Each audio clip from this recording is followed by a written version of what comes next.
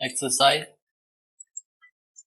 1.3 यानी कि पूरी एक्सरसाइज को सॉल्व करेंगे।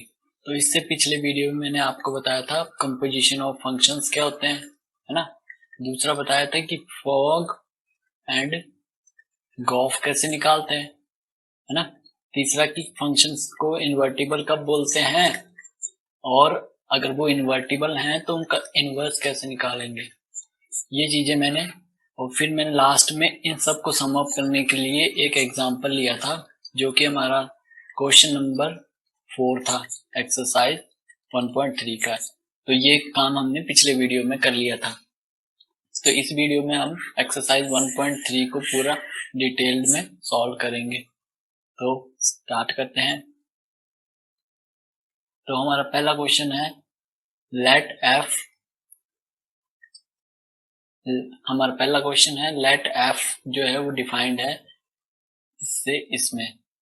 पहले क्या होता था, हमारे को ऐसे गिवन होता था कि आर से आर में डिफाइंड है, तो यहाँ पे अब पॉइंट दे दिए हैं, कोई फर्क नहीं है। और ये पहला वाला होता था डोमेन, ये होता था कोडोमेन। तो डोमेन क्या है हमारी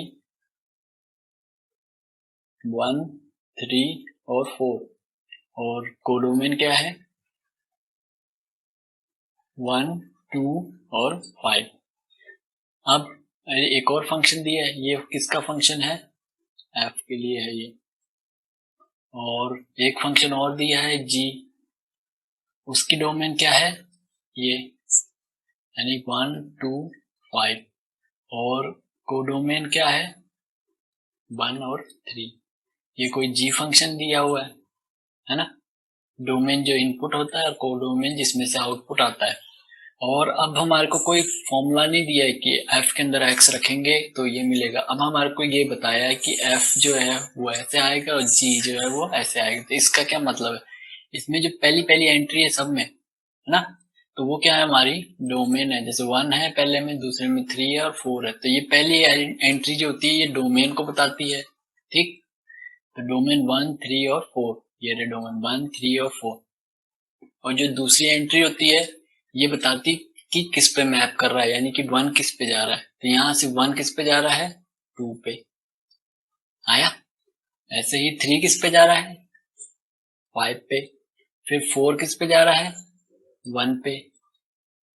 तो सेम वे में जी में क्या है, पहला 1, 2 और 5 तो इसके डोमेन है, ये रहे। और किस पे मैपिंग हो रही है 1 की 3 पे, 2 की किस पे मैपिंग हो रही है 3 पे, और 5 की किस पे हो रही है 1 पे। तो ये काम था हमारा इतना जो हमारे को गिवन है, ठीक है। तो इसका सोल्यूशन कैसे करेंगे हम एग्जाम में, हमारे को निकालना क्या है, गॉफ निकालना है। और हम गॉफ को जानते हैं, जी ऑफ एफ किसी डोमेन पे निकालना हो तो क्या होता है, जी के अंदर एफ एक्स रख देते हैं।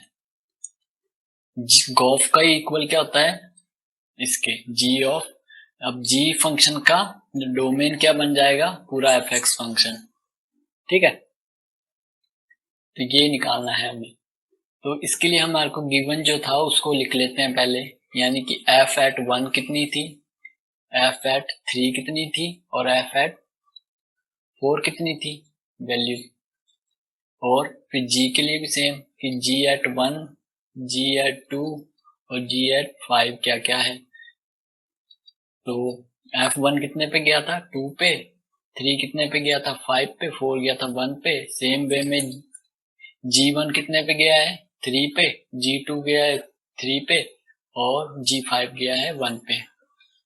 अब हमारा काम है कि गॉफ निकालना है जो कि इसके इक्वल होता है, ठीक है।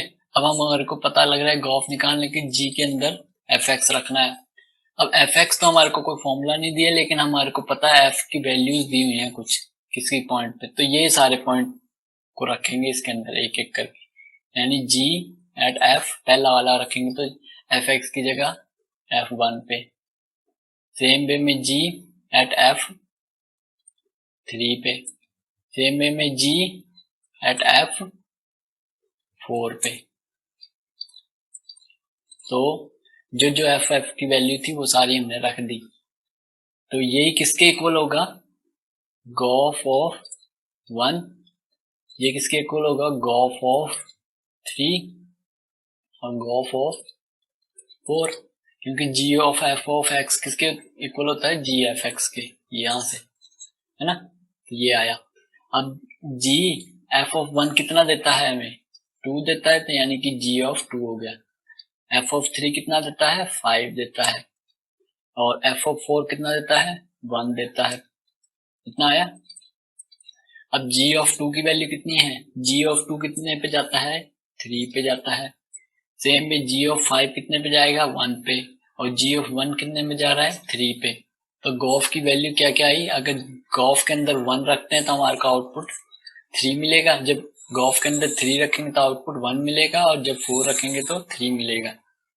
यानी कि राइट डाउन द गॉफ बोला था, तो g ऑफ f क्या आ गया हमारा, डोमेन क्या क्या है हमारी, 1 है, 3 है और 4 है। 1 3 और 4 ये लिख दिया। जैसे ये हमारे को दिया था ना, f1 पे 2 पे मैप कर रहा था, 3 5 पे कर रहा था, 4 1 पे कर रहा था, है ना। ऐसे ये पूरा एक फंक्शन है, तो इसकी डोमेन 1 और 3 और 4, तो 1 किस पे मैप कर रहा है, गॉफ ऑफ 1 की वैल्यू आई हमारी 3, और गॉफ ऑफ 3 की वैल्यू आई 1, और गॉफ ऑफ 4 की वैल्यू आई 3। तो ये हमारा गॉफ आ गया। ठीक है, तो ये था हमारा वर्किंग प्रोसीजर पहले क्वेश्चन को सॉल्व करने के लिए। अब एग्जाम में क्या होता है, आपके बोर्ड एग्जाम में वो क्वेश्चन को चेंज करने के लिए क्या पूछ लेगा इसी में। अभी इसमें हमारे को एनसीईआरटी में गॉफ दिया हुआ है, वो क्वेश्चन में लिख देगा कि फॉग निकालो। ठीक है, तो जिन्होंने रट्टा होगा वो तो फिर डायरेक्ट इसी को लिख के आ जाएंगे और गलती कर देंगे, जिन्होंने समझ लिया होगा तो वो फॉग भी निकाल देंगे। तो फॉग को कैसे निकालेंगे, इधर ही देखते हैं हम। थोड़ा सा इसको इरेज कर लेते हैं।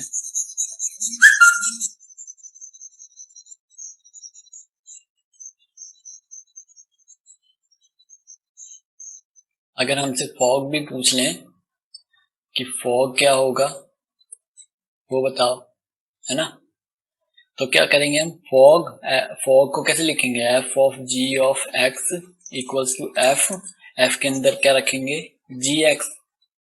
अब सेम वही काम करेंगे, जहां जहां जी की वैल्यू पता है, एक G1 पे पता है, G2 पे, G5 पे, तो बारी बारी से एफ एट G1 पे, एफ एट G2 पे और एफ एट G5 पे निकालेंगे। तो यही क्या होगी, f of g at 1, f of g at 2 और एफ ऑफ जी एट 5, है ना। तो अब क्या करेंगे हम, g ऑफ 1 की वैल्यू हमको पता है कितनी है, 3, तो f एट 3 हो गया। सेम पे f g ऑफ 2 की वैल्यू कितनी है, 3, तो यहाँ 3 रख देंगे। फिर g ऑफ 5 की वैल्यू कितनी है, 1 है, तो f एट 1। अब इनकी वैल्यू रख देंगे तो क्या आ जाएगा हमारा आंसर, यानी कि 5 f3 पे, f3 पे फिर 5 और f1 पे 2। तो फॉग क्या आएगा हमारा, डोमेन क्या क्या है, 1 है, 2 है और 5 है, 1 2 और 5। और आउटपुट क्या मिला हमें, 1 रखने पे, फॉग के अंदर अगर 1 रखेंगे तो कितना मिला था, 5 मिला था। फॉग के अंदर 2 रखे थे तो कितना मिला था, 5 मिला था। और जब फॉग के अंदर 5 रखे थे तो 2 मिला था। तो ये हमारा फॉग निकाल लिया। कई बार इस टाइप से पूछ लेगा, है ना, फॉग निकालो, थोड़ा सा चेंज कर देता है। तो ये आपको बेसिक कॉन्सेप्ट समझ आना चाहिए। तो अब हम अगले क्वेश्चन की तरफ मूव करेंगे। नेक्स्ट क्वेश्चन में क्या है, 3 फंक्शन दे दिए हैं, एफ जी एच, है ना, दिए 3 फंक्शन आर से आर में है। तो शो करो कि f plus g of composition किसके साथ, एच के साथ आएगी, इसके इक्विवेलेंट आएगी। तो टेक कर लेंगे हम f plus g composition with h, ये आ गया। अब हम क्या करेंगे, इसके साथ एक एक्स भी ले लेंगे। ठीक है, एक्स जो डोमेन है, जैसे सिंपल फंक्शन लिखा है ऐसे एफ फंक्शन ही लिखा है। अब इसको सॉल्व करने के लिए क्या करते थे, हम एक डोमेन के साथ लेते थे, वैसे ही एक्स ले लिया हमने। अब हमें एक बेसिक डेफिनेशन से एक चीज पता है, हमें क्या चीज पता है कि f of ji of x जो होती थी, ये डेफिनेशन से है, ये किसके इक्वल था, f of g of x के इक्वल होता था, यानी फॉग किसके इक्वल होता था, f के अंदर gx रख देते थे। सेम वे में इसको कैसे लिख सकते हैं हम, इसको लिखेंगे f प्लस g और इसके अंदर रखेंगे हम hx को, ऐसे लिख सकते हैं। अब अगला काम क्या होगा, इसको इसके साथ मल्टीप्लाई कर देंगे और इसको इसके साथ, तो क्या आ जाएगा, f h of x plus g h of x, है ना। सेम वे में अगर ये दोनों चीजें लिख सकते हैं तो इसी को हम उल्टा करके क्या लिख सकते हैं, f into g of x को फॉग लिख सकते हैं। तो यहां से ये क्या बन जाएगा, f ऑफ h और g ऑफ एच एक्स, ये आ गया। तो यही किसके इक्वल आया, f plus g of h x की वैल्यू आ गई इसके इक्वल। अब x को दोनों साइड से हटा देंगे तो हमारा फंक्शन क्या बन जाएगा, f of g of h equal हो जाएगा, x हटा देना है तो जो लाना था वो आ गया। तो ये इस तरह से हमने ये कर दिया सॉल्व, आया होगा समझ। अब सेकंड में क्या है, मल्टीप्लाई करके करना है, यानी कि f dot g of h, अब x लगा दिया यहाँ पे भी, तो सेम क्या बन जाएगा, ये f इंटू जी और एच एक्स हो जाएगा ये, है ना। जैसे ये था फॉग का f के अंदर जी एक्स हो जाता था, अब मल्टीप्लाई कर देंगे तो f ऑफ एच एक्स हो जाएगा और g ऑफ एच एक्स हो जाएगा, ठीक। तो सेम वे में ये क्या बन जाएगा, ये टर्म बन जाएगी f of h of x और ये बन जाएगी g of h of x, है ना। तो सेम वे में जब हम x को हटा देंगे यहां से भी और यहां से भी, तो क्या क्या बन जाएगा हमारा, f ऑफ h बचेगा और इंटू g ऑफ h बन जाएगा। तो यही लाना था हमें, तो ये भी आ गया, तो सेकंड पोर्शन भी कंप्लीट हो गया। तो हमारा बेसिक कॉन्सेप्ट क्या यूज हुआ इसमें कि f of g of h x है, तो उसको कैसे लिख सकते हैं हम, f के अंदर मतलब f of g of x है तो उसको कैसे लिख सकते हैं हम, f के अंदर जी एक्स करके लिख सकते हैं, है ना। यानी o को हटा के डायरेक्ट उसको ब्रैकेट के अंदर लिख सकते हैं। तो वही कॉन्सेप्ट हमने हर क्वेश्चन में किया, जैसे यहाँ पे भी था कंपोजिशन, तो हमने क्या हटा के ब्रैकेट लगा दी ये, फिर हमने क्या किया इसको मल्टीप्लाई कर दिया, मल्टीप्लाई किया, फिर सेम हमने कर दिया कि अगर f इंटू एच एक्स है तो इसी को लिख सकते हैं f of composition with H x plus g का कंपोजिशन विद एच एक्स, और x को हटा दिया तो क्या बन गया ये, सेम वे में हमने इसको भी सॉल्व कर दिया। ये हमारा सेकंड हो गया। अब थर्ड देखते हैं, थर्ड में क्या निकालना है हमें, गॉफ निकालना है और फॉग निकालना है। तो गॉफ निकालने के लिए गॉफ ऑफ एक्स क्या होगा, इक्वल होता है हमारा जी ऑफ एफ ऑफ एक्स, है ना। तो फर्स्ट पार्ट के लिए क्या कॉन्सेप्ट होगा, एफ ऑफ एक्स है हमारा ये और जी एक्स है ये, यानी एफ एक्स की वैल्यू कितनी है, ये है, तो एफ एक्स की वैल्यू हम रख सकते हैं मॉड एक्स, ठीक है। और जी के अंदर जब हम एक्स रखते थे तो हमारे को मिलता था 5 मॉड एक्स माइनस 2, है ना।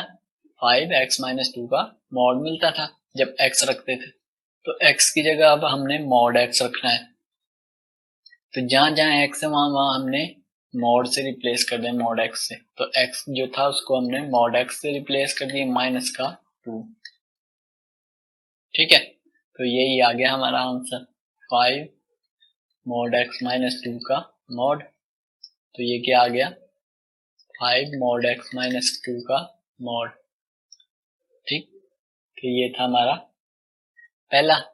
अब जब पहले में गॉफ निकाला, अब फॉग निकालना होगा तो ये भी सिंपल है। फॉग में क्या करेंगे, एफ के अंदर जी एक्स को रखेंगे, एफ ऑफ जी एक्स। अब हमारा काम, जी एक्स की वैल्यू क्या होती है, जी एक्स की वैल्यू ये दी हुई है तो ये रखेंगे हम, यानी कि एफ के अंदर रखेंगे हम मॉड 5x माइनस का 2 एफ एक्स के अंदर। तो हमको पता है जब एफ ऑफ एक्स होता था तो हमें आउटपुट क्या मिलता था, एक्स का मॉड एक्स मिल जाता था। तो हम जब मॉड ही लगा के लिखेंगे अंदर तो इसी का मॉड मिलेगा आउटपुट में। मॉड का मॉड भी क्या मिलेगा, सेम वही मॉड मिल जाएगा। तो ये आ गया फॉग। तो ये पहला पोर्शन कंप्लीट कर दिया हमने, इसके फॉग और गॉफ दोनों निकाल लिए। अब सेकंड पोर्शन देखते हैं।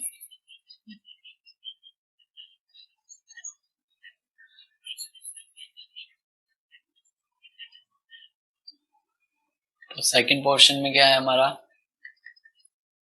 एफ है। अब गॉफ निकालना है तो जी के अंदर एफ एक्स रख देंगे। तो जी के अंदर एफ एक्स रखने का मतलब है जी और एफ एक्स की वैल्यू कितनी है, एफ एक्स की वैल्यू 8 एक्स का क्यूब है ना। सेम वे में जब जी के अंदर हम x रखते हैं तो हमको आउटपुट मिलता है x की पावर 1/3। अब जब जी के अंदर हम 8x क्यूब रखेंगे तो जहां जहां x है वहां हम ये रखेंगे, यानी x की जगह क्या रखेंगे, पूरा 8x क्यूब रख दिया और x की पावर थी ये आया। तो इसका आउटपुट क्या मिलेगा, 8x क्यूब की पावर 1/3। तो इसको सॉल्व करेंगे हम, तो जब पावर जाएगी तो इसके साथ भी और इसके साथ भी मल्टीप्लाई हो जाएगी, है ना। ये आया और ये कितना हो जाएगा, ये आ जाएगा 2। और ये देखते हैं, अब हमको पता है कॉन्सेप्ट कि 2 की पावर m हो या कोई भी नंबर हो जिसकी पावर m हो और उसकी पावर के ऊपर एक और पावर मल्टीप्लाई में हो, यानी कि ब्रैकेट में ऐसे हो, तो ये दोनों पावर आपस में क्या हो जाती हैं, मल्टीप्लाई हो जाती हैं। तो ये पावर और ये आपस में मल्टीप्लाई हो जाएंगे, तो x की पावर 3 मल्टीप्लाई 1/3, तो 3 से 3 कैंसिल, तो कितना बचेगा, सिर्फ 2x की पावर 1 यानी कि 2x बच गया। तो गॉफ ये आ गया, आया निकालना। अब हम निकालेंगे फॉग ऑफ x। इसी के लिए थोड़ा सा मिटा लेते हैं।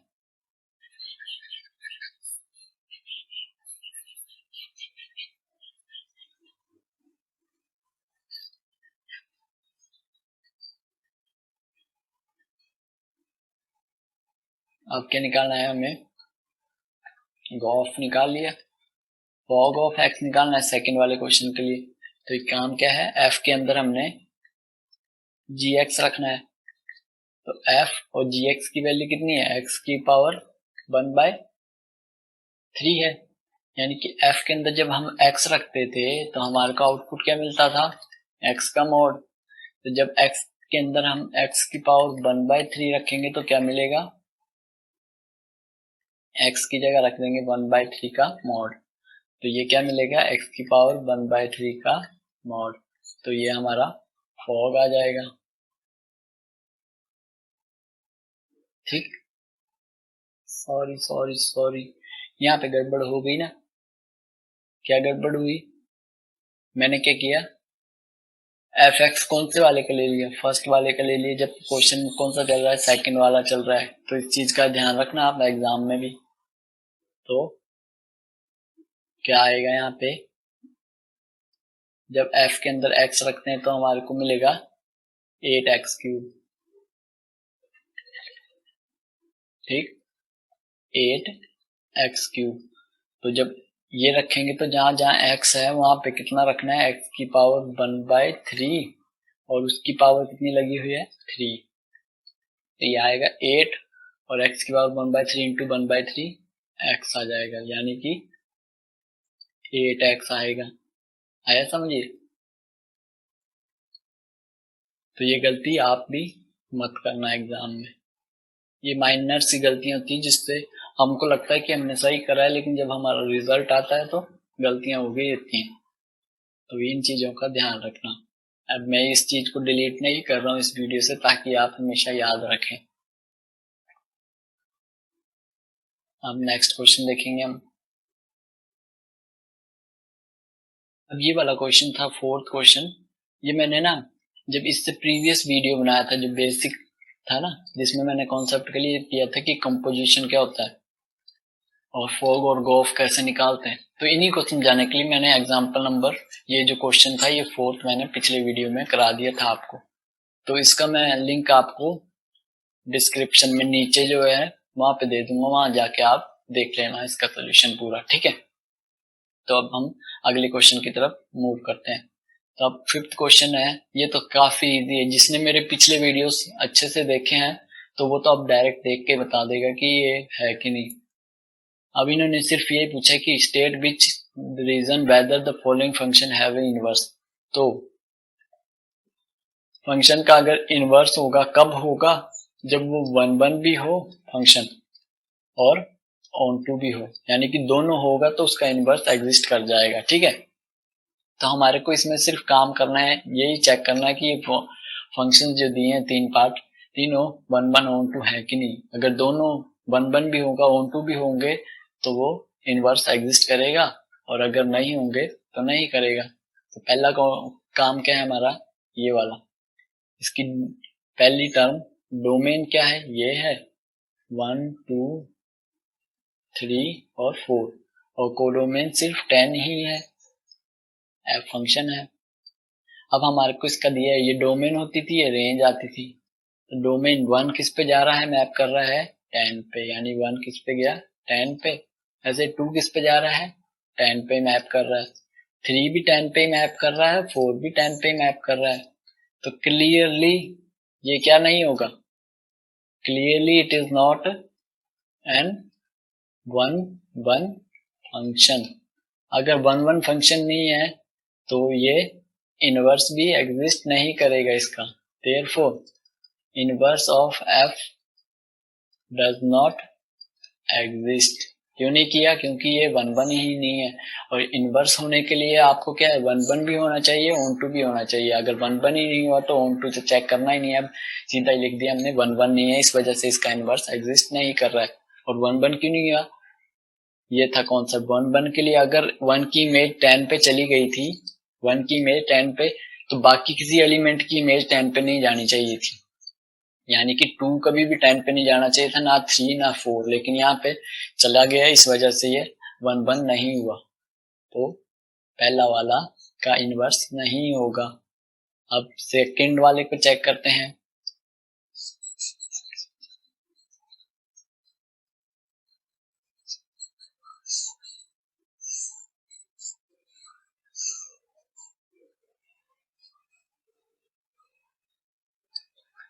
सेकंड वाले में क्या है, डोमेन 5 6 7 8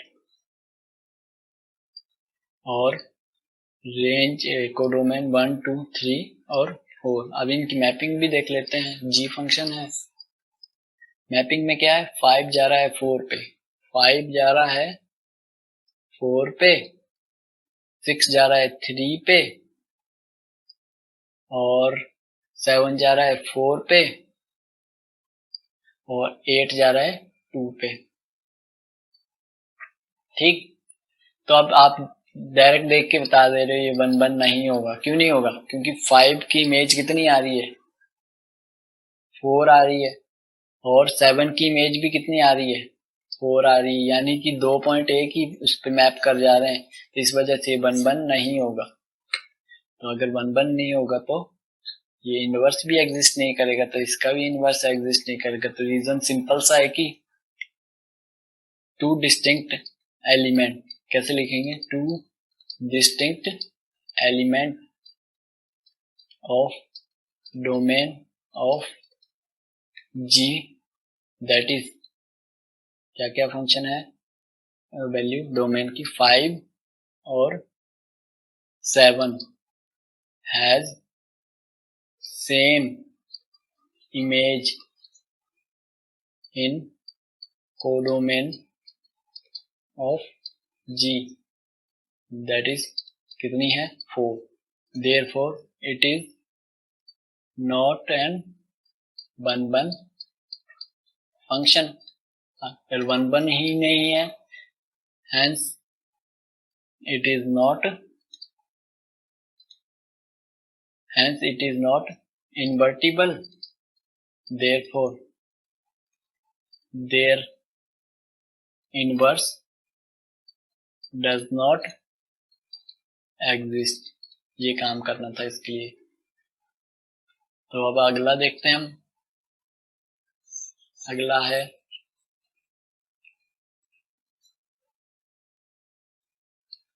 h का फंक्शन है, इसकी डोमेन है 2, 3, 4 और 5 और कोडोमेन है 7, 9, 11 और 13।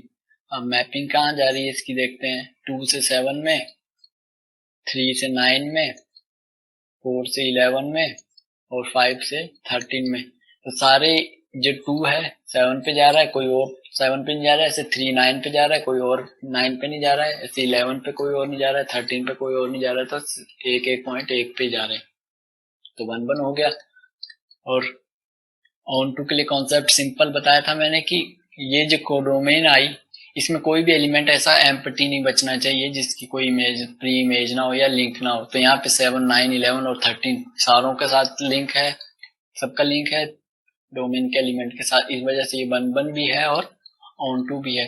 देयरफॉर ये क्या होगा, इन्वर्टिबल होगा, हेंस इनवर्स एग्जिस्ट। इसीलिए इनवर्स जो है वो एग्जिस्ट करेगा सिर्फ इसी केस में, बाकियों में नहीं करेगा। तो ये कॉन्सेप्ट क्लियर हो गया हमारा। अब हम नेक्स्ट क्वेश्चन देखते हैं।